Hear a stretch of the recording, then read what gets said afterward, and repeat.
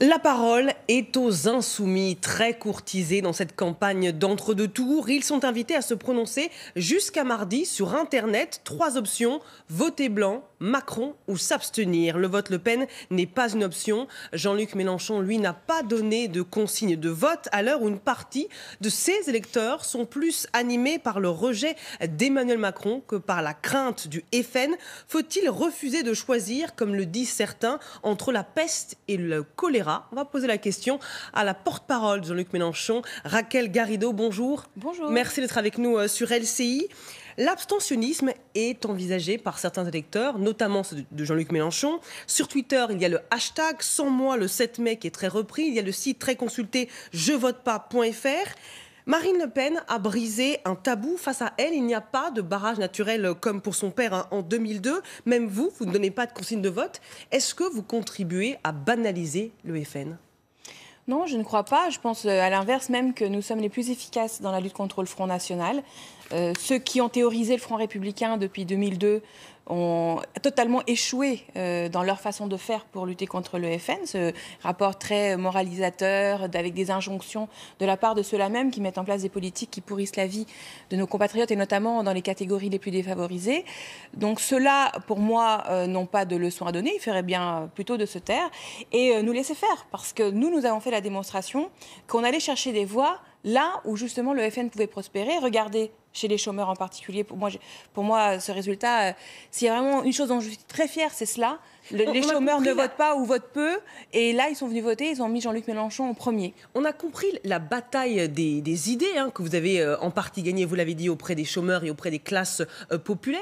Mais est-ce que vous ne renvoyez pas dos à dos Macron, Le Pen? Est-ce qu'il n'y a pas des valeurs en commun avec Emmanuel Macron? C'est l'argument de ceux qui ne comprennent pas que Jean-Luc Mélenchon n'appelle pas à voter pour Macron. Je pense que c'est inutile d'insister sur cette mise en scène.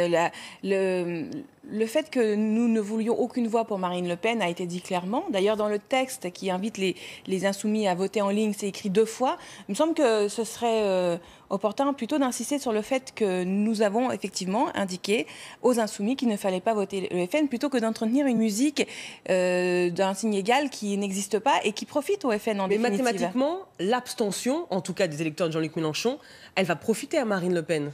D'une façon générale, l'abstention, elle donne des poids relatifs aux impétrants qui est plus grande que de ce qu'ils ont. Bon, ça c'est mathématique.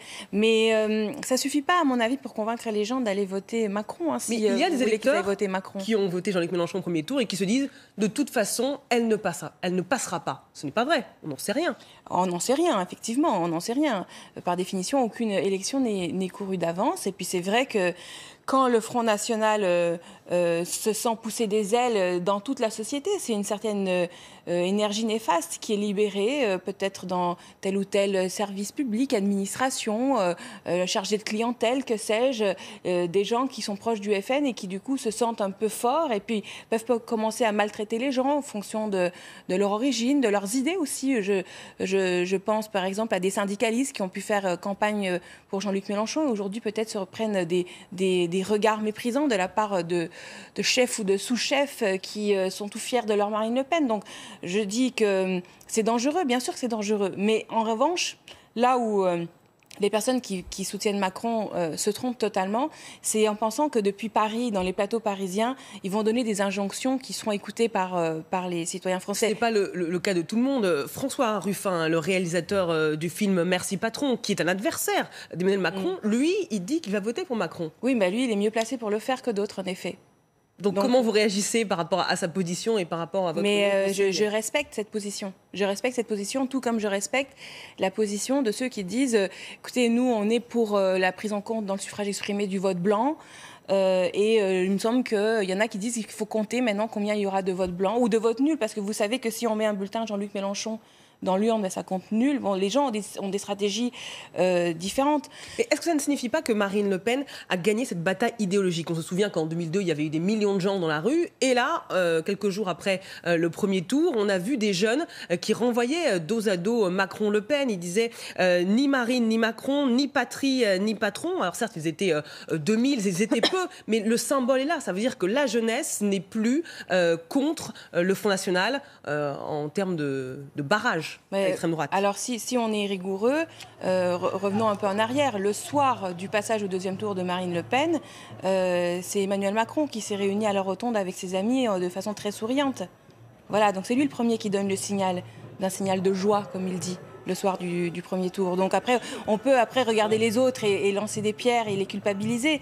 Mais c'est lui le premier qui a donné le signal que la fête était ouverte le soir du premier tour. Il n'avait pas l'air désespéré du tout.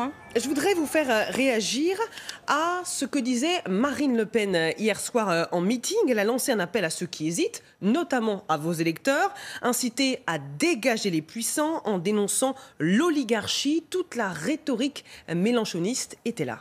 Regardez. Je dis aux Français, dégagez-les!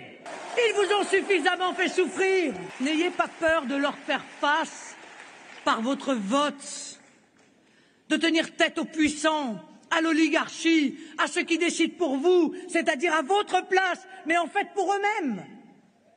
En démocratie, le vote d'un puissant vaut celui d'un ouvrier. En démocratie, la seule puissance qui compte, c'est celle que donne le peuple. L'instrument de votre liberté, c'est votre bulletin de vote. Ça veut parler à vos électeurs, à votre avis ? Alors, les plus naïfs d'entre eux peut-être, mais ceux qui ont compris ce que nous faisions, non, parce qu'ils savent que Marine Le Pen n'est pas pour la souveraineté du peuple. Vous savez, la souveraineté du peuple, c'est d'abord l'exercice du pouvoir politique. Et Marine Le Pen est la première, par exemple, à s'opposer au droit de révoquer les élus entre les élections, qui était la grande revendication démocratique que nous avions pour qu'enfin cette classe politique soit responsable. Marine Le Pen, elle est très contente de la Ve République et des institutions actuelles. Elle l'a dit, elle veut gouverner dans le cadre de cette Ve République. Elle est contre, par exemple, la prise en compte du vote blanc et nul dans le suffrage exprimé. Elle est absolument contre ces révisions-là et à l'inverse, elle prévoit d'utiliser la Constitution de façon inconstitutionnelle puisqu'elle a déclaré qu'elle ferait un référendum pour mettre en place la préférence nationale, ce qui est inconstitutionnel. Donc voilà, ceux qui défendent la souveraineté réelle du peuple, c'est-à-dire le fait que nous soyons le souverain et nous ayons le pouvoir politique, savent bien que ce n'est pas avec Marine Le Pen que nous l'obtiendrons.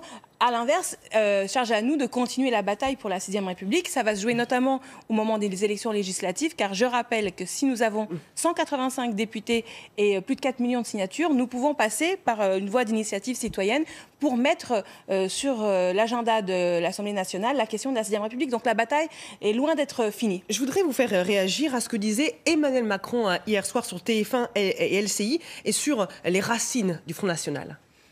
Madame Le Pen, elle défend les couleurs d'un parti qui a conduit des attentats contre le général de Gaulle, qui a encore les enfants d'ailleurs de ses protagonistes dans ses rangs, qui s'est construit sur l'antigaullisme et contre la République française. Les attentats contre le général de Gaulle, c'était l'OS, c'était pas le Front National qui n'existait pas non, ces années-là. Simplement, le commanditeur du Petit Clamart, son fils, qui d'ailleurs revendique encore les choses, il est dans l'opposition Front National à M. Estrosi à la région. On n'est pas responsable des actes de ses parents, monsieur.